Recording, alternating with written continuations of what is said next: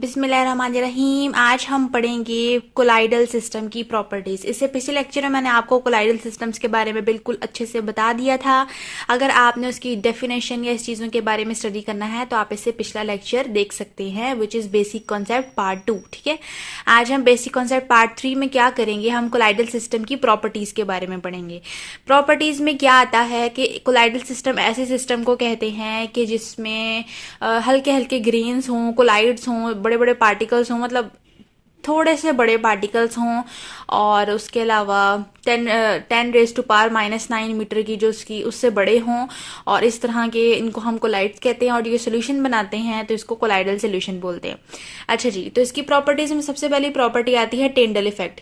वो क्या है? If a narrow beam of light is pass through a colloidal system, its path can be observed because the colloidal particles scattered light and this is called Tyndall effect।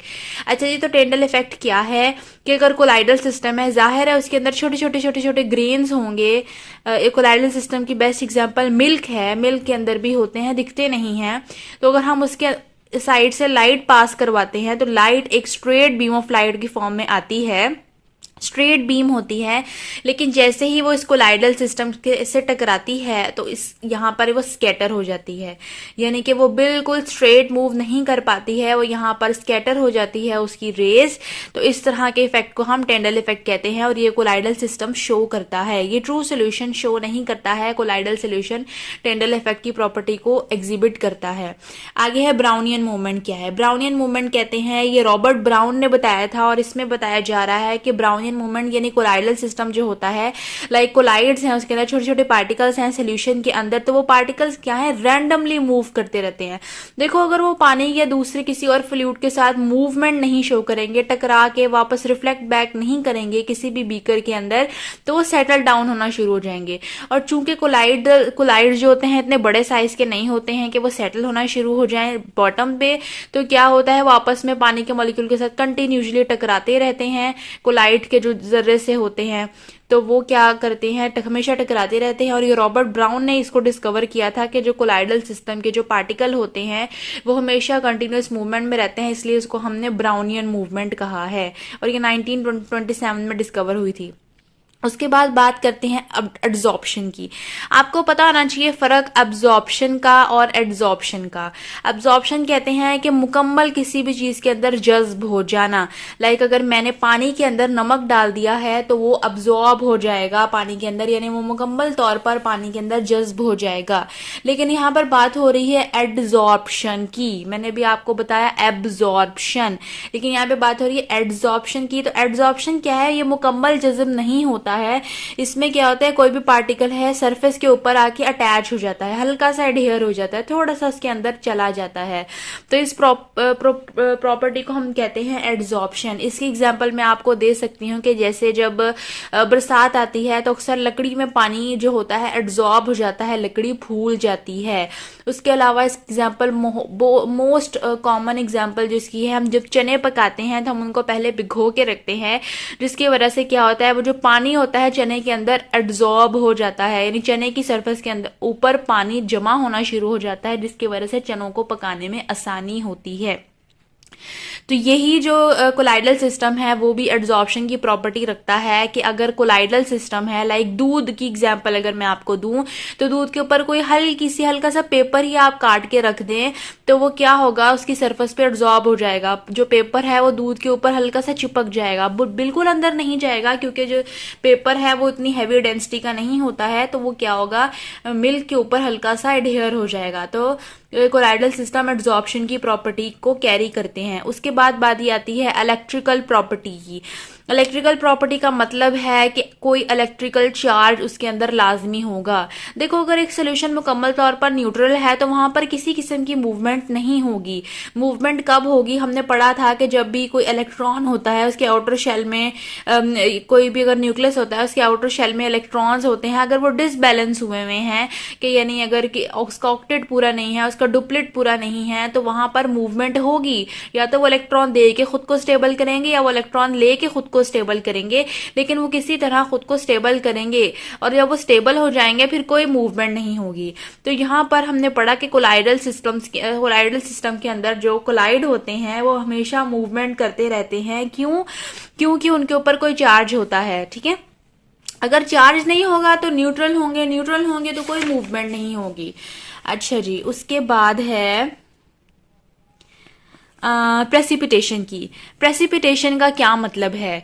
अब मैं आपको यहाँ पर भी दूध की एग्जांपल देती हूँ कि दूध एक कोलाइडल सिस्टम है। इसके अंदर उसने कहा है कि अगर आप कोई हैवी या इलेक्ट्रोलाइट डाल दें जो बहुत एक्सेस के अंदर है। इलेक्ट्रोलाइट क्या होता है? यानी कोई भी ऐसा रॉड जिसके ऊपर पॉजिटिव या नेगेटिव चार्ज हो, ठीक है, उसको इलेक्ट्रोलाइट कहते हैं। तो सोचो मैंने दूध के अंदर इलेक्ट्रोलाइट एक्सेस अमाउंट में डालना है, तो यहाँ पर इलेक्ट्रोलाइट मैं लूंगी लेमन को। ठीक है, तो जो लेमन होता है वो एसिडिक इन नेचर होता है। मैंने पूरा लीमू एक गर्म दूध के अंदर निचोड़ दिया है, तो वहां पर अब क्या होगा?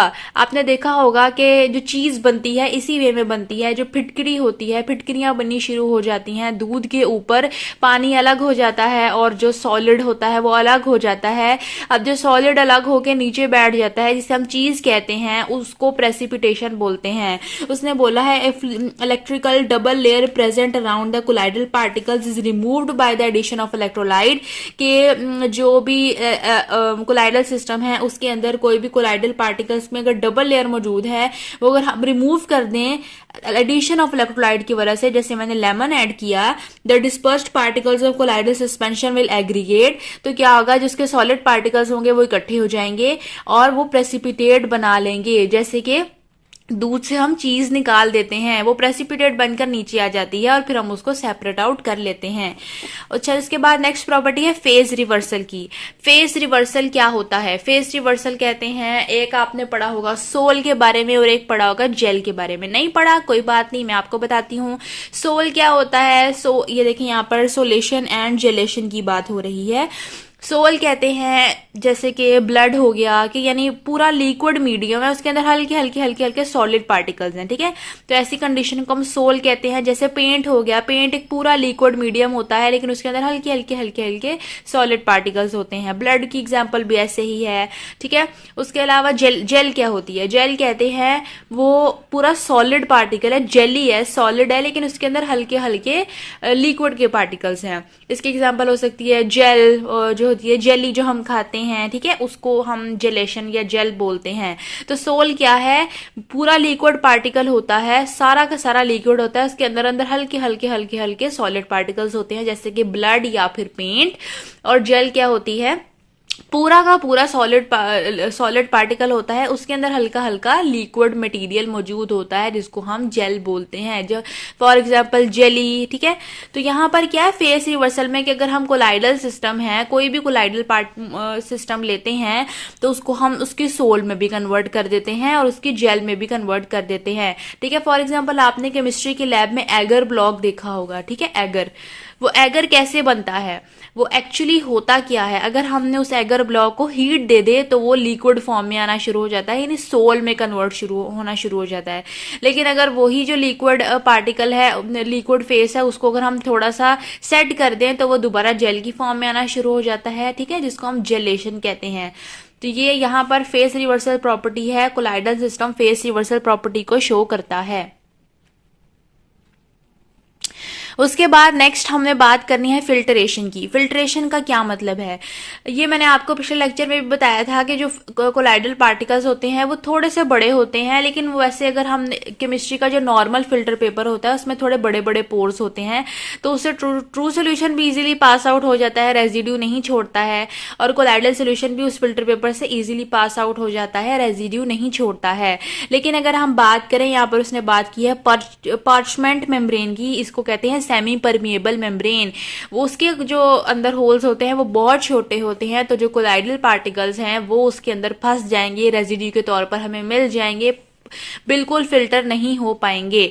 ठीक है, तो जो फिल्ट्रेशन की प्रॉपर्टी है, अगर हम देखें कि पार्चमेंट मेम्ब्रेन से हो तो कोलाइडल पार्टिकल्स उसमें से पास नहीं होंगे, लेकिन ऑर्डिनरी फिल्टर पेपर से पास हो जाएंगे। तो यह है इसकी फिल्ट्रेशन की प्रॉपर्टी। हमने इसकी ऑलमोस्ट सारी प्रॉपर्टीज को डिस्कस कर लिया है। टिंडल इफेक्ट डिस्कस कर लिया, Brownian movement, adsorption, colloidal electrical properties इसकी डिस्कस कर ली। उसके बाद हमने इसकी प्रेसिपिटेशन, फेस रिवर्सल और फिल्ट्रेशन को भी डिस्कस कर लिया। आई होप आपको आज का लेक्चर इंटरेस्टिंग और इन्फॉर्मेटिव लगा होगा, और इंशाल्लाह मिलते हैं अगली वीडियो में। तब तक के लिए अपनी दुआ में याद रखिएगा। अल्लाह हाफिज।